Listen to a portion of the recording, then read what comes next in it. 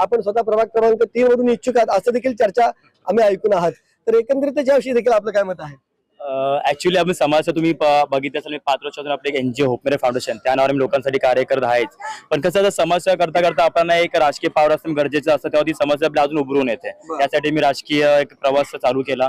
सतीश साहेबांचा सपोर्ट नेहमी मला असतोच. आणि माननीय जितेंद्र आव्हाड साहेब बॉस आहेत आमचे, त्यांच्या नेतृत्वाखाली माननीय सुहास देसाई जे जिल्हाध्यक्ष ठाणे शहर जिल्ह्याचे आहेत, त्यांचा मला खूप सपोर्ट असतो. म्हणजे 3 बोलतात त्रिमूर्ती माझ्या सोबत आहे, तर मला कसली बोलतो ना भीती वगैरे गरज नाही.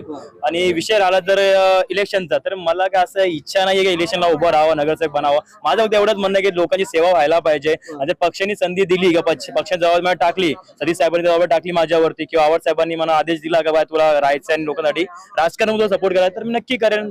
जे पक्ष बोलेल त्या हिशोबाने मी करेन. माझं असं काही हे नाही की समस्या करतो त्यासाठी, कारण की असं नाही की इलेक्शन आल्यानंतर काही बोलतात ना ते